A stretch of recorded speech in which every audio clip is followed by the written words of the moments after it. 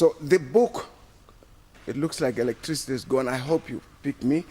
The book argues through the integral homegrown national development plans serving as scientific connection between donor community and recipient nations, driven by, and I put in quotes, national, local, international priorities.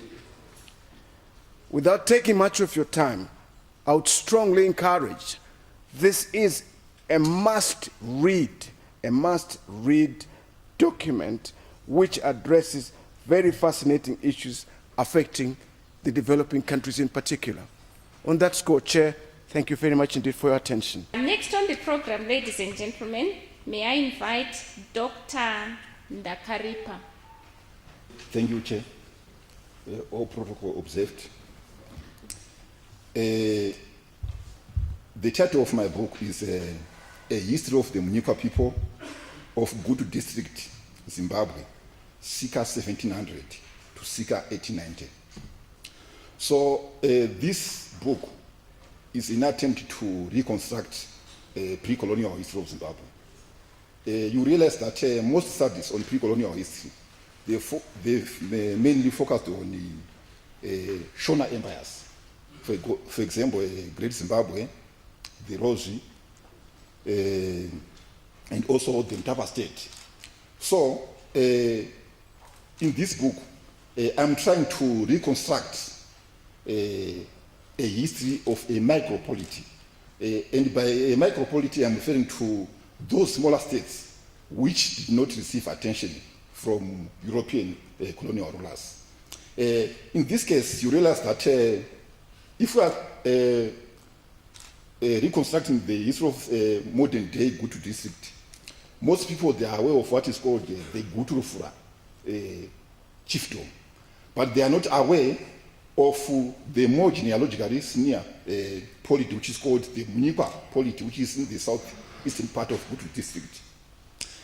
So my argument in this book is that the current Gutu Rufura chiefdom was recognized by the Rozi and also by the British South Africa Company, which came in 1890. So another major argument which I'm making in this book is that within the Munyika polity, there were what we called the non-ruling or the non-ruling totemic groups. And these groups, they had an important role which they played in the Munyika polity through creating what we call the marriage alliances, and also their own economic roles which they played in the Munyika polity.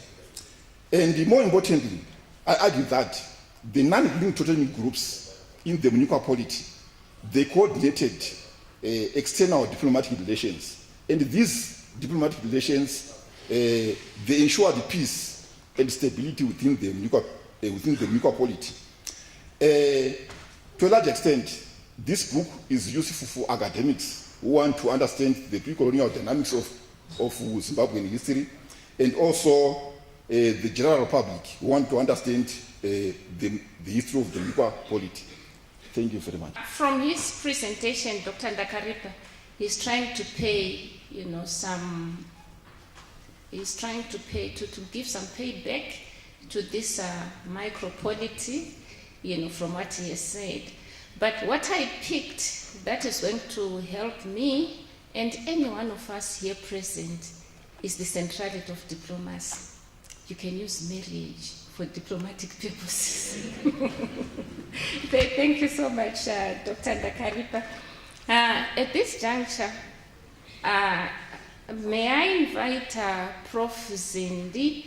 He has 2 publications, and one thing that Prof. Zindi is prominent for is music. I don't know whether it's musical or whether he takes a fancy at what other people sing, but he sprang a surprise for me, writing a children's book, African Fables. So let's hear what he has to tell us, but perhaps a reflection that he was once a child And perhaps in him there's still a little boy, that's why he wants us to go back to the ages 6 to 13. Thank you very much, Manakwa Chikodora. There's two places in Mutare. One is called Chikodora, and the other one is called Chitakatira. And wherever you go in those villages, you are greeted with a ululation. Come.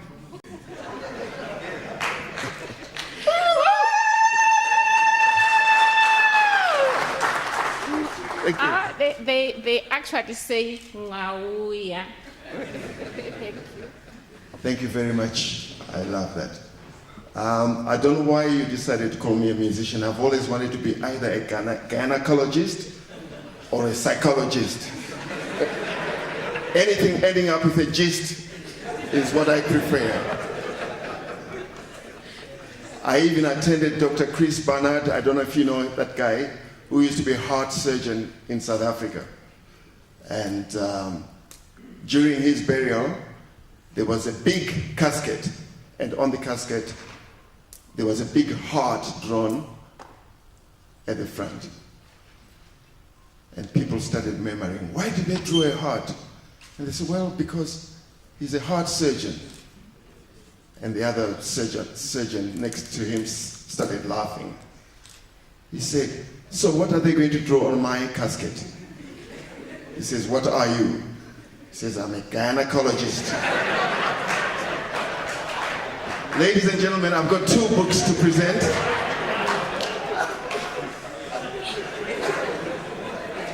One is called Fundamentals of Educational Psychology. Believe it or not, apart from the music angle, which has been portrayed as my forte, this book here, Fundamentals of Educational Psychology, has got everything to do with psychology and education. Dr. Mohati, when you stop laughing, I'll continue. Are you still laughing at my joke, or is this something different? The second book is called African Fables, and this is what Professor Magosonge was referring to. It's about children's stories. But even adults can enjoy these stories. I'm going to read you one of these stories. You've only given me 3 minutes. Well, it's 2 books. And I'll just use 2 minutes to read the story. Can I borrow your glasses? It's called The Hare and the Lion's Cubs. The hare, Prof. Nyagura, what's the problem?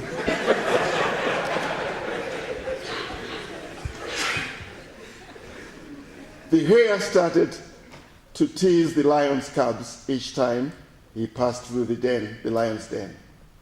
He would say, hey, boys, what's up, boys? Are you aware that I am capable of kicking your mother? The little cubs got very angry, and they decided to tell their mother that this is what the hare was saying. The mother then said, you must let me know the next time hare passes through our den, and I'll teach him a lesson. Hare began to be suspicious the next time he passed through there. He suspected that the lion's cubs had told their mother about what he had said. Hare thought deeply about what trick to play in order to trap the lion if she decides to attack him. Hare went and dug a big hole in a tree next to the lion's den and another hole on the other side of the tree. The first hole of the tree in the tunnel was enough to fit the lion's body. On the other end of the tunnel, the hole was big enough for the lion's head to go in, but not the whole body.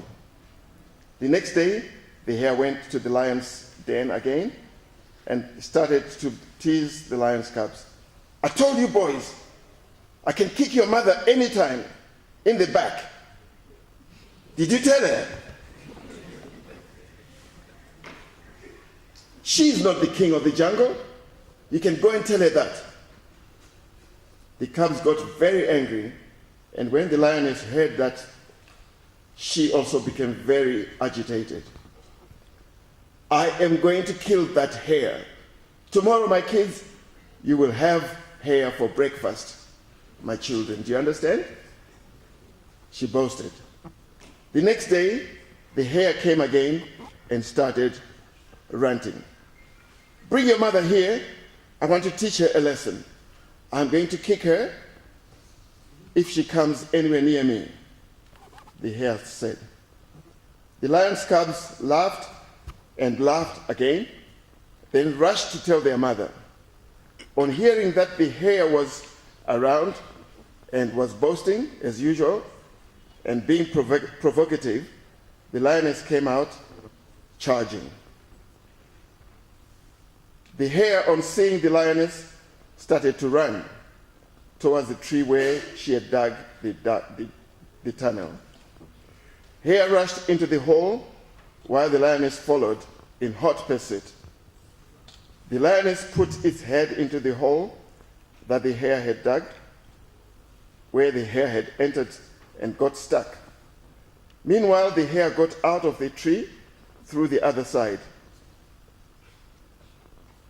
Then the hare came round the tree and saw the lioness wriggling its body in order to attempt to remove itself from the hole where the head was stuck. Then the hare went round the tree and kicked the lioness in the back. Then the hare looked at the cubs and said, boasting, "What did I tell you? Now you see, I have kicked your mother, and you can also go tell your father that I can kick him too." The hare left the scene while the cub helped to pull their mother out of the hole. The next day, the hare passed through the den again and teased once more. "What's up, guys? You know I can kick your mother and your father." The cubs were very angry. They rushed to tell their mother and father. The lioness shouted at the cubs, "Get out of here! You silly children! You have no manners. You want the hare to come and kick me again? No ways." It's available for $10. May I invite Prof. Arachireshe to come to the front and give us a few tidbits about his publication. Prof. Chireshe.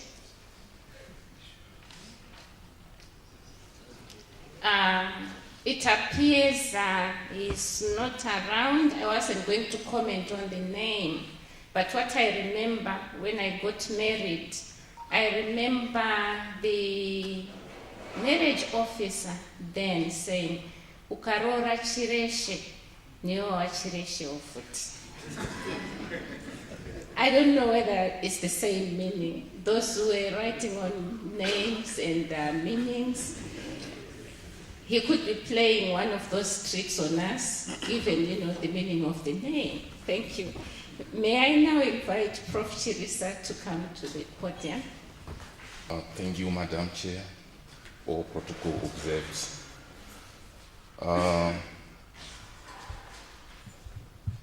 We are here to present our book, which is entitled Zimbabwe, Agenda for Sustainable Socio-Economic Transformation, Critical Perspectives and Debates in Public Policy. Of course, without this subtitle, someone thought we were the ones who authored Zim Asset.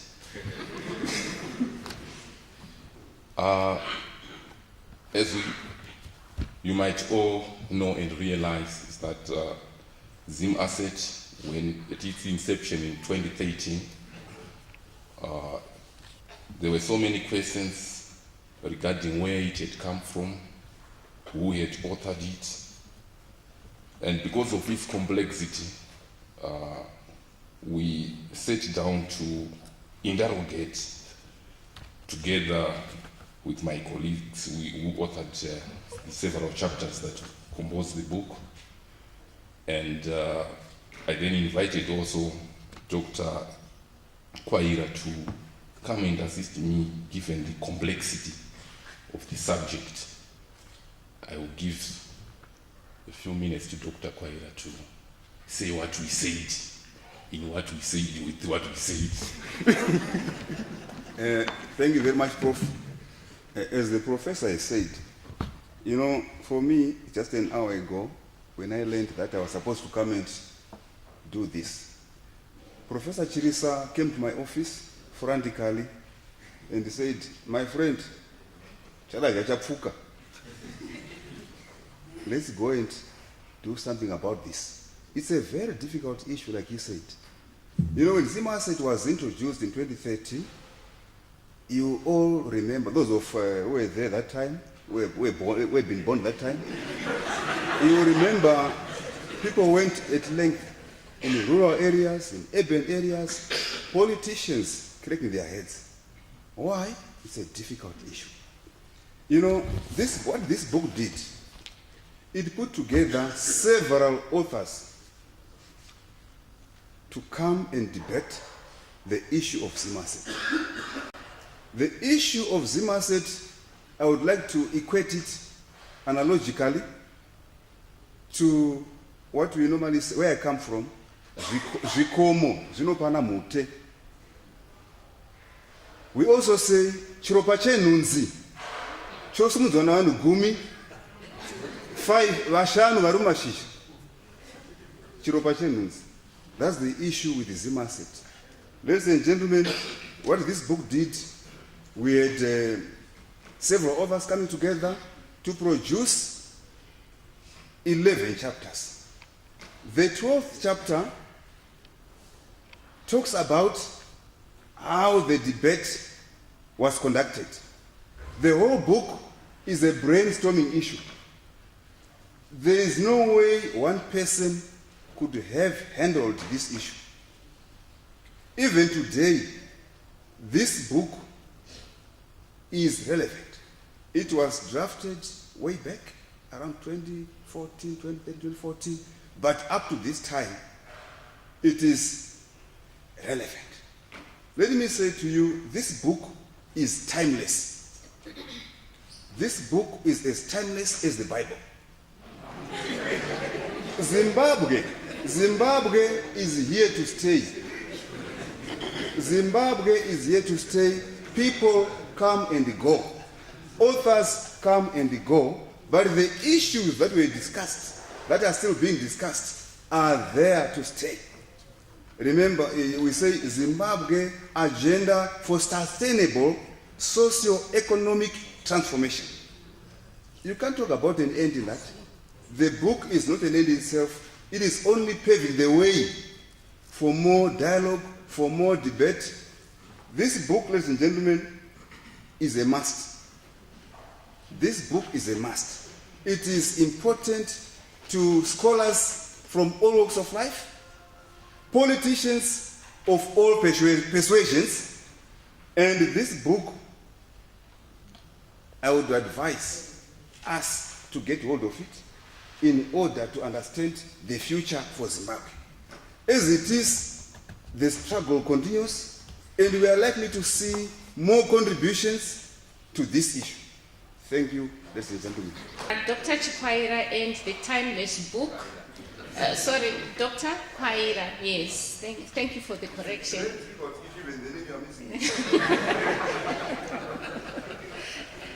Thank you for helping to unlock what is behind the philosophy, the theory, the principles of Zimasset. Thank you so much.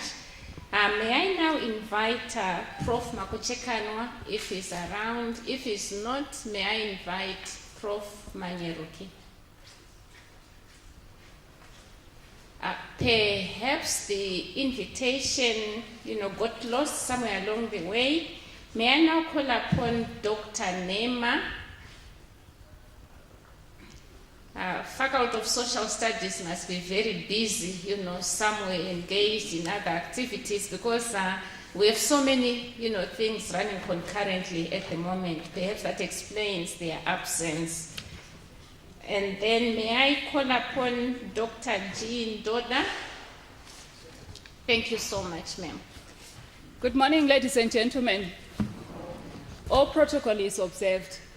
Ladies and gentlemen, my presentation, as usual, is a little bit different. How many of us conduct rituals at any given moment in our lives? May we just show by raising our hands? Any ritual, in the way you understand it, how many of us conduct rituals? Okay, thank you very much. For those of us who raised our hands, we are the people that conduct rituals in a Christian way. Those that didn't, Kunganga, Kumapostori, you name it. My conversation today and what this book is rallying about is on strategy and structure, which is a ritual that each and every organization from government to the private sector engage in. Because if we don't conduct that ritual, it means we cannot manage the performance of our organization.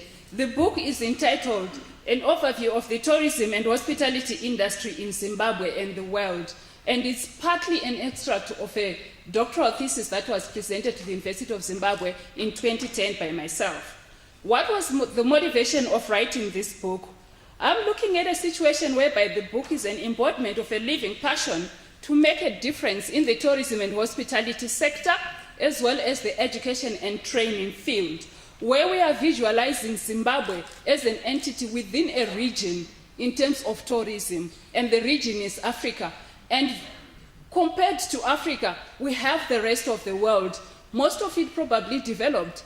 And there's a canyon between us as a nation in terms of our performance vis-a-vis what is happening in the world. And we are saying, how is it that we are going to actually overcome this particular canyon? This is where this book comes in. It embarks us as a nation on a journey of conversations and actions on crossing the canyon, grappling with issues that bedevil the tourism and hospitality sector. And this is largely addressed through the strategy and structure fit, as well as significant other performance drivers, because the industry operates in a very dynamic environment. And the significant other performance drivers include the sanctions that we are bemoaning about, that we still have to deal with as a nation, the issue of corruption that bedevils us as a nation, what else is happening in other ministries that affects the industry, the tourism and hospitality sector, the image of Zimbabwe, the loss of the bread basket, for instance. Those are key issues that we want to look at. What is the book on about?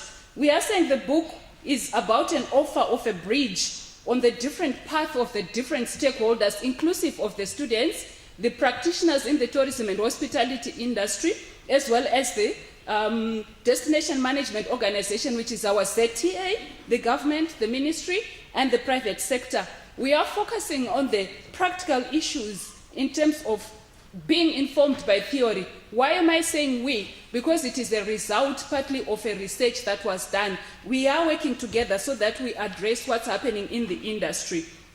In this instance, we are benchmarking this nation to regional and international players and standards, but being nimble enough as a destination to know that as we benchmark, the world is a dynamic, and our trajectory should be such that we are not pinpointing on one aspect, but be guided by variables that will make us perform in the world market. So we are saying at the end of the day, the book is a conversation on tourism and hospitality issues, focusing on the nexus between the strategy and the structure that you are operating in. We are in the new dispensation. The new dispensation, nekutonga kwaro gamba, is enabling all of us to say what form of structures can we come up with so that we drive Zimbabwe and we perform. And how do we drive Zimbabwe? It's the portal is through the tourism and hospitality industry. And we are looking at instances, looking at significant other performance drivers that affect the economic indicators, such as contribution of tourism and hospitality to GDP, contribution of tourism and hospitality to total exports, contribution of tourism to total imports, our receipts in US dollars, the bed occupancy, the occupancy percentages in our hotels.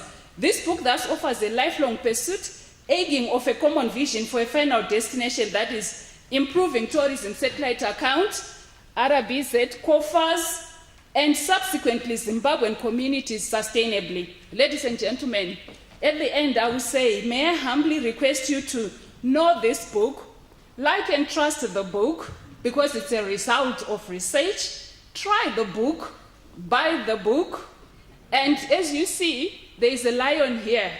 My mother, Vaira Shumba. Vaira Shumba varipo here nasi. May you buy this book before you leave.